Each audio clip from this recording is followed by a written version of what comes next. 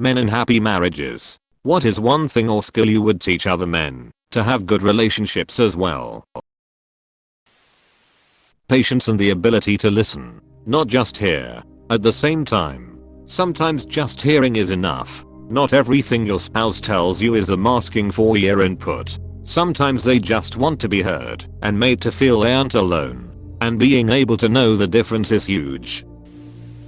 It's never you vs your wife. It's you and your wife vs the problem. You're always on the same team. I felt this. We once had an argument where we were both saying the other person was trying to hurt the other, and we both realized how stupid that was. I wish I had that. My ex-wife was set on the idea that my words and actions equals intentional with the goal of hurting her, and her actions equals unintentional always. She would push and push, basically waiting for me to admit I intended to harm her in some way. I think 2 times during the relationship I admitted to it, mostly because the argument got confusing and theoretical. The moment I admitted it, everything changed, and it's the most honest I've ever been with her. In my situation, at least from my therapist's point of view, it was basically her fishing for emotional blackmail though. There is not women's work and men's work at home. There's just that needs to be done for a home to be a nice and comfortable place to live. This right here. Nothing kills resentment faster than both people just handling life together instead of keeping score. My ex liked to accuse me of keeping score. I wasn't trying to, but when the pattern of me taking care of everything and him not handling life with me becomes overwhelmingly apparent, it's hard not to notice. Cut off outside negative influences. For example, a friend that doesn't respect your relationship and keeps trying to get you to do things that dishonor your marriage, or a relative that tries to cause division between you. Got a friend like this. Dude constantly fucks around on his wife and gives me shite for not doing the same. Oh, he's trying to drag you down to feel better about himself or to justify his actions. Yeah, I would close that particular chapter in your life. My family never taught us conflict resolution, so whenever my wife comes at me with an issue, I feel myself getting upset. It doesn't matter how she approaches me. She could be singing it with a smile, but I will get defensive. It's taken me a long time to realize that the issue she wants to discuss is the problem, not her for bringing it up. A lot of men react defensively because they feel they're being criticized. Half the time she just wants to complain about something simply because it's on her mind, not because I'm the cause of it. It's how she would interact with a friend. Women like to chat. Do things before you're asked. If the dishwasher is full, empty it. If the laundry needs to be moved to the dryer, just do it. We have 3 kids and we both work. No family to help. But we are very peaceful, even though we come from completely different backgrounds, religions, and countries. 10 years married. 14 years together. Active non-defensive listening. Your primary responsibility is to protect your woman's heart and to make her feel safe even in hard conversations. Dump any baggage that interferes with that. This might be the single most important practical advice of all, because so many other issues can be resolved if this is done correctly. Listen to what she says and don't try to immediately fix it. She's telling you her feelings because she wants to know that you understand where she's coming from, not because she wants to reason her way out of her thoughts. Be curious when you listen and try to empathize. Try to understand why she feels that way. That's far more beneficial than trying to fix everything. When you say things like, "Oh, don't worry about that. It's fine," she thinks. He thinks I'm ridiculous and I don't feel safe sharing with him, and that's how you build a wedge in the marriage. It's hard to do. One way is to remember what I call the GD mind trick. Start by repeating back to her, "So what you're telling me is that." Repeat what she just said. It's a simple act, but it works because she feels heard and you are actually forced to just listen for once. Keep doing this, and it's the fastest way to break out the pattern of repeating the same fight over and over. Is not 50% minus 50%. Is 100%. 100%. You got to go all the way in. The payout is worth it. I heard from someone that a relationship isn't 50 to 50, it's 60 to 40, where each person is actively trying to be that 60%. Yeah. Every once in a while, You'll feel like you are doing more. And then you'll have to do some of your spouse's work for a bit and suddenly realize that it's way more equal than you thought. Pick well who you marry in the first place and take your time for it. Posted a while back on a different sub, but fitting here one. Avoid keeping score unless you're playing Monopoly. Don't compare who did the most chores, who did the most romantic things, etc. You're a team. The more you can view it that way together, the better. 2. Pull your weight. Just because you're not keeping score doesn't mean it's a license to not do your part. Intentionally put in effort every day. 3. If you wouldn't say it or do it with your spouse standing next to you, don't do it. This is more about how you talk about your relationship or spouse with other people. Respect isn't just something when you're physically together. Dismissive comments to the boys that you think are funny are disrespectful. Not saying you do this, just saying in case. 4. Don't stop dating. It sounds cliche, but the National Marriage Project says that couples who go on frequent date nights are 14% less likely to get divorced. Make it intentional, scheduled, and more than just binge watching Netflix while you scroll on your phones. If you need ideas, get the Love Track app. It's free. It's a date night planner that can help you keep things fresh and creative. 5. Be ready for seasons where each of you will have to step up more than the other. This ties more into the keeping score thing, but understand that there will be seasons in your marriage where you need her more and seasons where she needs you to step up more. Expect this to happen and be ready for it together. 6. Don't do things begrudgingly. That was hard to spell. Doing the right thing and doing the right thing with the right attitude are two totally different things in a marriage. If she asks you to do a chore you don't want to do it and be pleasant about it. Scoffing around while you do it is just a one-way ticket to Fightsville. 7. Have a plan for money. Don't fall into the trap of we've always just been good with money, so we don't need a plan. Sit down and figure out what you're going to do with money, in good situations and bad situations. I personally am a huge advocate for there only being our money, but some couples like split funds, or somewhere in the middle. I think shared funds is more of the team mentality, but you have to have a plan in place to make this work. 8. Don't get complacent. There's a phrase in the military that complacency kills. I think this is true for relationships as well, that if you get complacent, your relationship will die. Be aware that relationships typically don't end over one big thing. It's small, gradual, and slowly happens over time, where you wake up one day and ask what happened. Stay intentional. 9. Have scheduled check-in/family meetings. This may sound silly, but this has been great for my wife and I. We have monthly meetings, sometimes weekly, where we go over what's going on and what's coming up and voice any joys or concerns. Some people might say it's too businesslike, but it ensures we are both heard and has been great for our communication. Hope this helps. Make sure you've talked through big deal breakers as well. Kids, how you'd raise kids, financials, long-term goals, etc. Close bracket.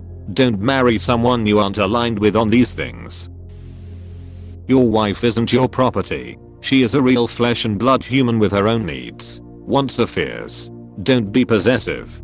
Be supportive. I've read a couple iterations of this idea in the thread and I feel extremely grateful that my entire life I've been surrounded by people for whom this is a given and never even needs to be said. Like pointing out shoes go over the socks or something.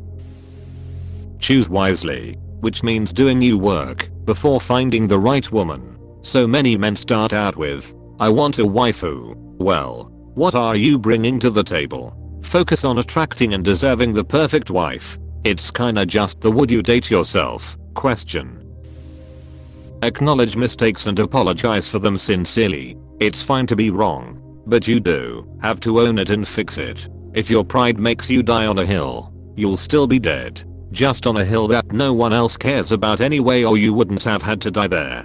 That was, I think, a huge downfall in my marriage. My ex would act in a harmful way, and instead of I'm sorry I'm just stressed today, he'd fight and insist his behavior was perfectly fine and I was the problem. He endlessly defending his right to call me and the kids names. For example, during the divorce process was when he finally verbalized the smallest concession: "I could have been nicer to you after the baby was born." It was a throwaway comment though, and he didn't actually seem to feel bad about it. But so anyways, in the marriage, his lack of taking accountability totally shattered my sense of trust, safety in him, and I in turn became very defensive. I couldn't parse out valid concerns versus pointed criticism. It all was delivered the same way too. I had nothing to grab a hold of to get a fair reading of the situation. Backquote, is he being overly critical again, or is there truth in what he is saying? People in relationships have to take accountability or the whole thing collapses. Don't keep score. Totally agree. There's no point, as she's much better at it. She has like a mental Excel going back to the day we met. Learn how to communicate. Always communicate. Even if there's an argument, it's still communicating. Never stop trying. To make a relationship successful, both parties need to put forth effort. Realize your own troubles and work towards being a better man, husband and father. It's also important to communicate effectively. You can talk all day and not get the point across. It's important to be gentle and direct. Talk about issues as soon as they arise.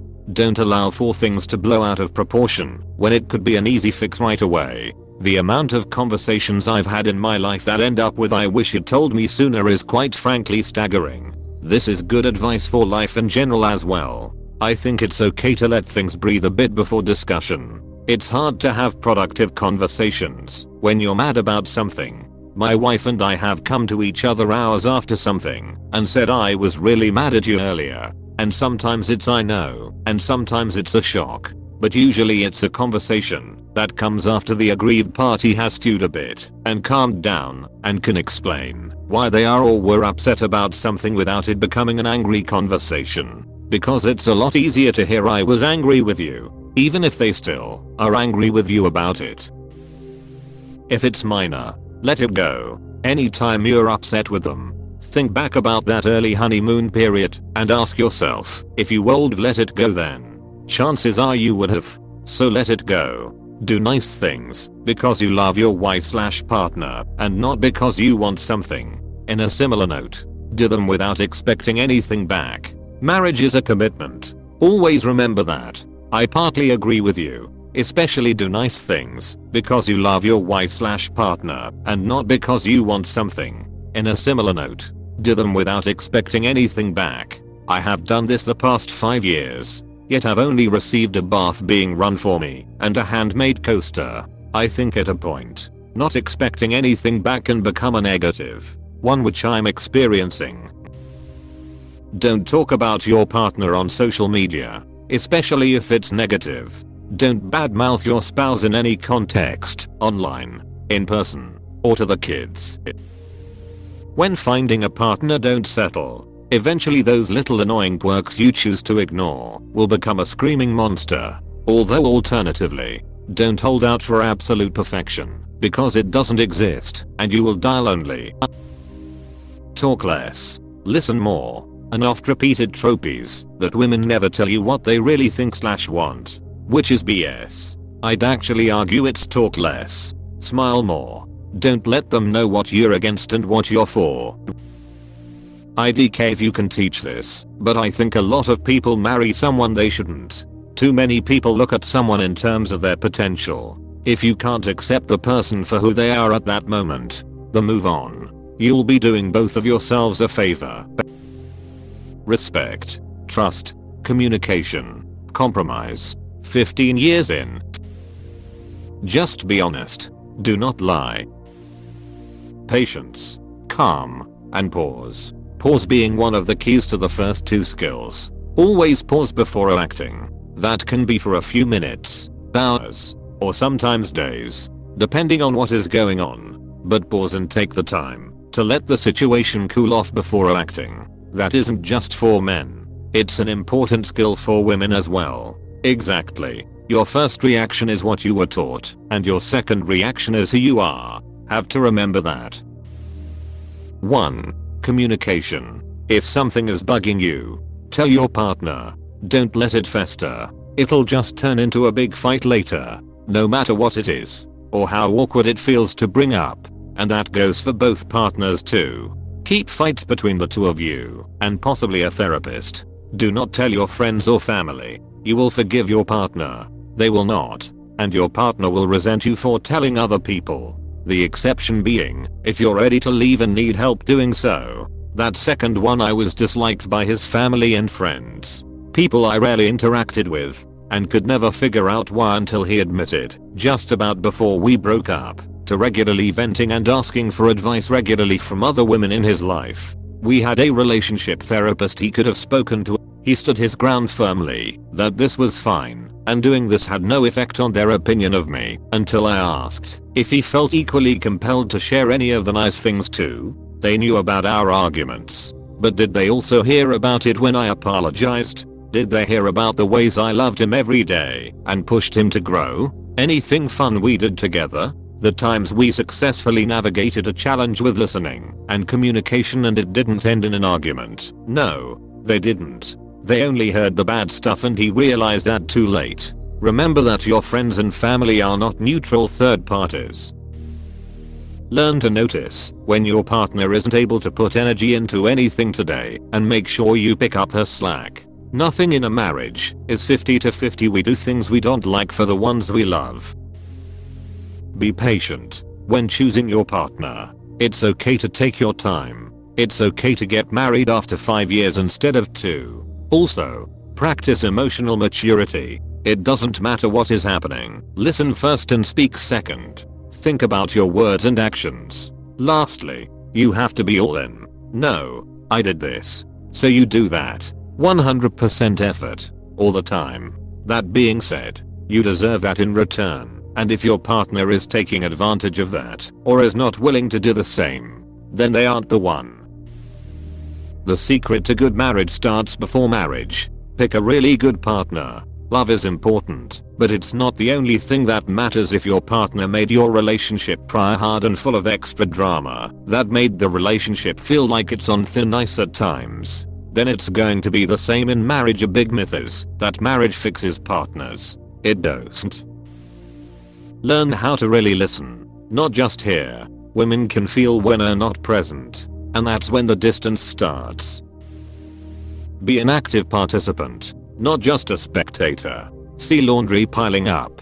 Do it. She cooks. You clean. Learn to cook. And not just one thing. That's easy. Instead of asking what do you want for dinner, say I was thinking about making 20th. How does that sound?